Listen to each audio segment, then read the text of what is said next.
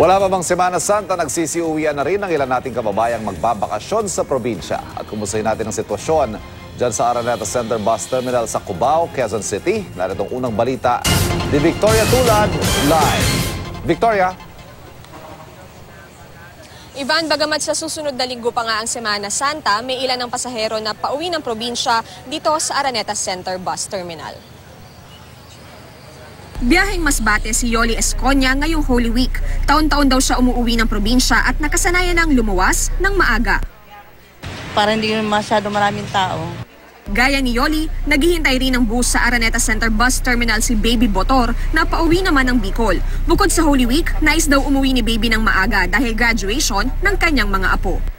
Okay lang na kasi nakakamura yung ordinary rin kaysa sa aircon.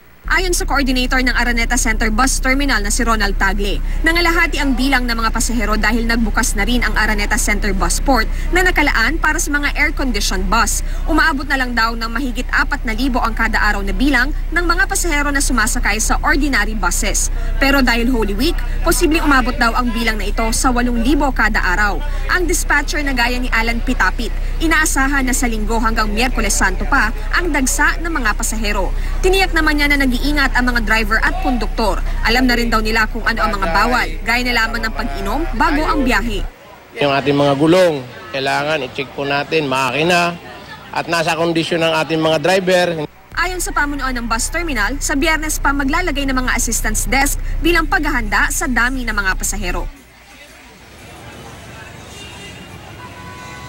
Ivan, sabi naman ng LTFRB kahapon ay 1,053 buses yung kanilang bibigyan ng special permit para matugunan nga yung malaking bilang ng mga pasahero ngayong Semana Santa. Ivan? Maraming salamat, Victoria Tulad.